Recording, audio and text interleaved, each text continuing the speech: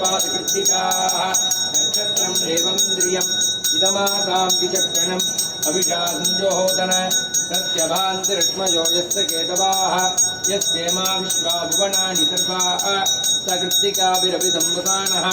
अग्निर्नो देवस्तु विदेददातु महादेवराज्ञम्बिकाजी नमः नक्षत्रदीपं दर्शयामि दीपानन्तरं आचमनं समर्पयामि अनन्तरं वस्त्रपुष्पाणि पूजयामि बहुक्वै बक्वश्वाजी बक्वजा विगाजी बहुवीर्यवाजी बहुमाषदिलाजी बहुहिरण्याजी बहु अस्तिकाजी बहुदायस्पौराजी रैमध्ये कुक्षिमध्ये बहुदायस्पौराजी राजास्तु रामजी नमः माहेश्वरी नमः कौमारी नमः वैष्णवजी नमः भाराजी नमः इंद्राणी नमः चामुण्डाजी नमः षोडाननां रक्तरुचिं त्रिनेत्राम्बराभजं मुसलम्बणं च हस्ते ददानं मृगराजसंस्थां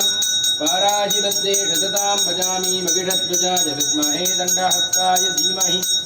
तन्नो वाराही प्रचोदयात् सर्वाबाधाप्रशमनं त्रैलोक्यस्याखिलेश्वरी एवमेव त्वया कार्यम्